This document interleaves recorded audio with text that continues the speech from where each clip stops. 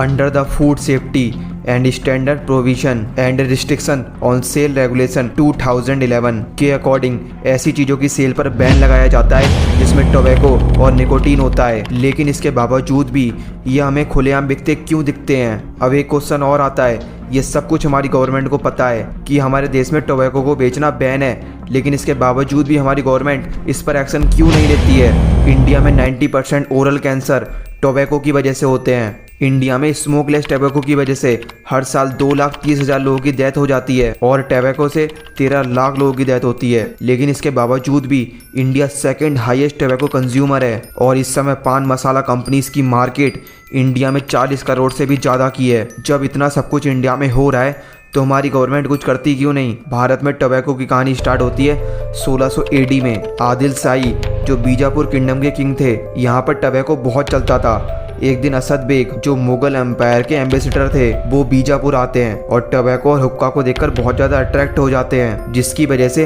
वो बहुत सारे टोबैको खरीदकर अकबर के पास ले गए। उस समय टोबैको को आजकल की तरह नहीं खाते थे, बल्कि उस समय टोबैको को हुक्का में यूज़ करा करते थे। बस यहीं से इंडिया में टोबैको फेमस होना स्टार्ट हो जाता है। पहले के लोग टोबैको को हुक्का में यूज़ करते थे, फिर सिगार में यूज़ करने लगे और फिर जैसे जैसे समय बदलता गया टोबैको का यूज़ सिगरेट और पान में करने लगे। उस समय टोबैको को राजा लोग ज़्यादा खाया करते थे, इसलिए इसको स्टेटस का सिंबल माना जाता था, जिसकी वजह से कुछ ऐसा हुआ जिससे पूरा इंडिया फंस गया टोबैको के जाल में। अब इंडियन फैमिली में जब भी उनके घर कोई मेहमान आता था तो उसके स्वागत में उनको टोबैको वाला पान दिया जाता था, क्योंकि अब तक ये सोशल इंटरेक्शन का एक फैसिलिटेटर बन चुका था। इसके प्रोडक्शन का टर्निंग पॉइंट आता है 70-87 में, जब टोबैको की डिमांड इंडिया में बहुत ज़्यादा बढ़ने लगी तो ब्रिटिश इंडियन गवर्नमेंट ने कोलकाता में बोटेनिकल गार्डन इस्टेब्लिश करे और टोबैको कल्टीवेशन स्टार्ट करी। और 1875 में गाजीपुर और बिहार में टोबैको कल्टीवेशन स्टार्ट कर दिया गया। लेकिन 1901 में ब्रिटिश इंडियन गवर्नमेंट एक निर्णय लेती है। इन्होंने इंडिया में अपने टोबैको की ट्रेड एक्सपेंड करने के लिए इंडिया में 3 कंपनी स्टैब्लिश करी, जिन्हें साथ में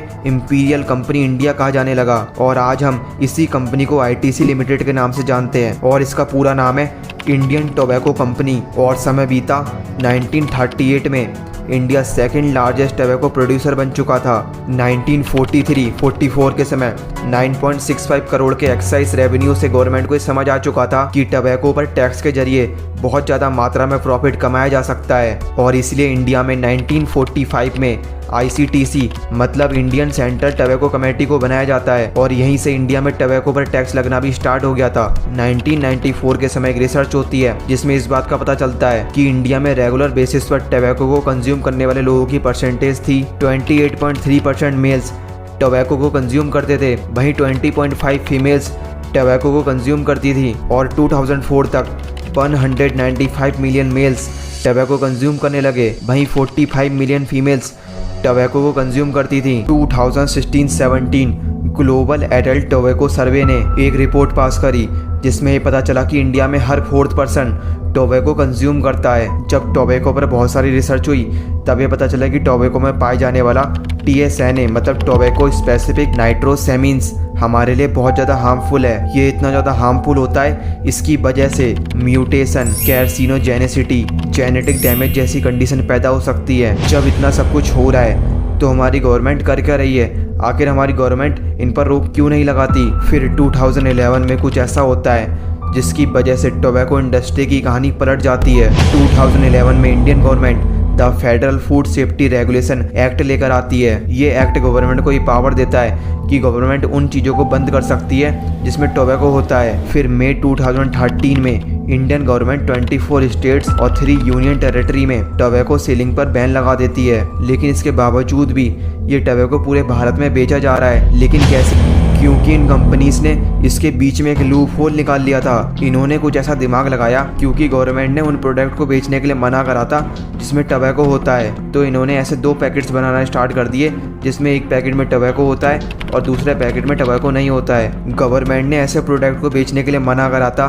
जिसमें टोबैको होता है, लेकिन अब ये टोबैको कंपनी लीगल तरीके से इलायची और केसर बेचती हैं, लेकिन साइड से एक छोटा सा पैकेट और देती हैं जो इनलीगल होता है, जिसमें इनका मेन मसाला होता है, मतलब तम्बाकू, और कंज्यूमर दोनों पैकेट्स को आपस में मिलाकर खा लेता है। अब ऐसा नहीं है किसके बारे में गवर्नमेंट को पता नहीं है, सब पता है कि इस तरह से अभी भी टबैको को बेचा जा रहा है। तो फिर एक क्वेश्चन आता है कि गवर्नमेंट कुछ करती क्यों नहीं। गवर्नमेंट ने जब इस लूप होल को देखा तब उसने 2015 में कुछ ऐसा किया जिसकी वजह से पूरी टबैको इंडस्ट्री हिल गई। गवर्नमेंट ने 2015 में एक नोटिस निकाला जिसमें लिखा हुआ था smokeless tobacco product including twin pack are banned and offenders can be fined or receive prison sentence। अब इंडियन गवर्नमेंट ने रूल तो ला दिया था।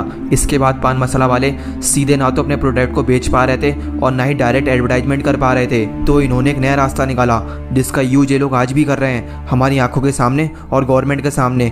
लेकिन इसके बावजूद भी हमारी गवर्नमेंट इस पर कुछ भी नहीं कर पा रही है। अब ये लोग एडवर्टाइजमेंट के लिए यूज करते हैं सरोगेट एड्स का। जब कोई नॉर्मल पर्सन इन एड्स को देखता है तो इसको यही लगता है, लेकिन अगर आप इनको ध्यान से देखोगे तो आपको पता चलेगा ये ऐड तो इलायची और केसर की हैं। अगर हम सरोगेट एडवर्टाइजमेंट को आसान भाषा में समझें तो हम बोल सकते हैं एक कंपनी है जिसका नाम है लल्लू लाल पान मसाला। अब ये कंपनी यूज करेगी सरोगेट एडवर्टाइजमेंट और अब ये कंपनी एक प्रोडक्ट निकालेगी लल्लू लाल सोडा या फिर लल्लू लाल तेल। ये लोग बस इसका यूज करके आपके माइंड में एक नाम छापना चाहते हैं लल्लू लाल, और इसीलिए ये लोग अपने सोडा और तेल का बहुत ज्यादा एडवर्टाइजमेंट करते हैं। अब लल्लू लाल रियल में तो पान मसाला बेचता है। जब कोई नॉर्मल पर्सन जाता है दुकान पर पान मसाला लेने, उसने लल्लू लाल का नाम तो बहुत सुना होता है, तो फिर वो पर्सन लल्लू लाल का पान मसाला खरीद लेता है और फंस जाता है इनके जाल में। इसीलिए तो ये लोग उस ब्रांड का नाम यूज करके केसर और इलायची बेचते हैं। जब इंडियन गवर्नमेंट को इस बात का पता चलता है तो वो न्यू लॉ ला देती है, क्योंकि ये लोग जो सोडा और तेल बेच रहे थे वो रियल में तो बहुत कम मात्रा में बनाते थे या फिर बनाते ही नहीं थे। इनका तो केवल मेन फोकस था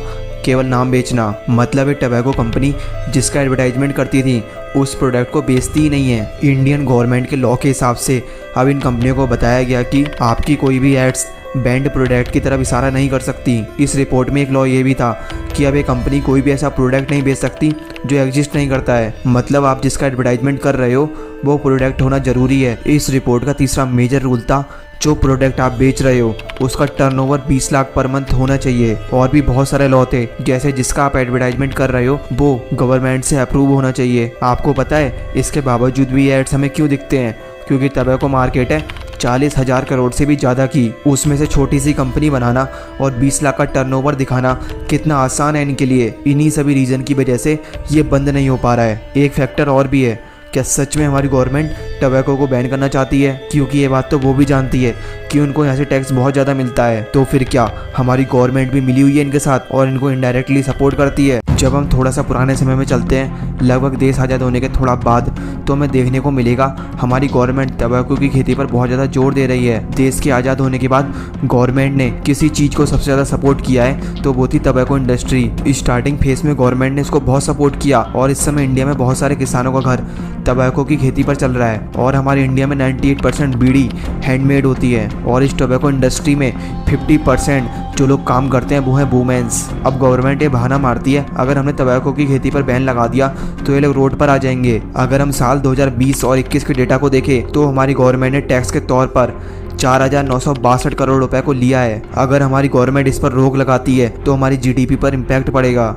जब गवर्नमेंट इन टबैको इंडस्ट्री वालों से टैक्स लेती है तो वो उनके टैक्स से इन्हीं के लिए मतलब किसानों के लिए नई नई योजनाएं लाती है और बचे हुए पैसे को वो इस पर इन्वेस्ट करती है कि टबैको सच में हमारे लिए हार्मफुल है। मतलब ऐड चलाती है, अलग अलग गांव और शहरों में जाकर कैंपेन चलाती है। अब एक क्वेश्चन और आता है, हमारी गवर्नमेंट अगर इन पर बहुत ज़्यादा टैक्स बढ़ा दे तो हम इसको रोक सकते हैं, लेकिन ये पूरी तरह से सच्चाई है ही नहीं। तो फिर हमारी गवर्नमेंट ऐसा करती क्यों नहीं? रिसर्चर्स ने इस बात को बताया है कि इंडिया में 15% टबैको का कंजप्शन सिगरेट से होता है और 80% टबैको का कंजम्पशन पान मसाला से होता है। रिपोर्ट में ये बात सामने आई है कि गवर्नमेंट ने इस प्लान पर भी काम किया था, लेकिन इसके साइड इफेक्ट बहुत सारे थे। हमारे देश में टबैको को दो तरह से ज़्यादा यूज करते हैं, एक पान मसाला और दूसरा सिगरेट। जो पान मसाला खाने वाले लोग हैं वो लो इनकम लोग हैं, मतलब जैसे मजदूर, और जो लोग सिगरेट को कंज्यूम करते हैं वो लोग इनके मुकाबले ज़्यादा अमीर हैं। जब गवर्नमेंट ने सिगरेट पर टैक्स बढ़ाया तो इससे ज़्यादा कोई फ़र्क नहीं पड़ा, क्योंकि ये लोग अमीर थे, जिससे जितनी सिगरेटें पहले कंज्यूम करते थे उतनी ही सिगरेट बाद में भी कंज्यूम कर रहे थे। लेकिन सबसे ज़्यादा इम्पैक्ट पड़ा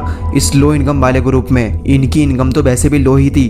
अगर टबैको का रेट बढ़ता है, अगर हम एक आम इंसान के नज़रिए से देखें तो हम तो यही कहेंगे कि टबैको का रेट बढ़ाए जिससे इसकी कंजप्शन कम हो जाएगी, लेकिन रियलिटी में होता इसका उल्टा है, क्योंकि ये लोग एडिक्ट हो चुके थे पान मसाला के। तो इन लो इनकम वाले लोगों ने अपनी टबैको की कंजप्शन को कम नहीं किया, बल्कि इन्होंने अपनी डेली नीड को कम कर दिया, जिससे इनके घरों में बहुत सारी प्रॉब्लम आना स्टार्ट हो गई। लेकिन ये लोग तो एडिक्ट हैं तंबाकू के, अब कुछ करा भी नहीं जा सकता।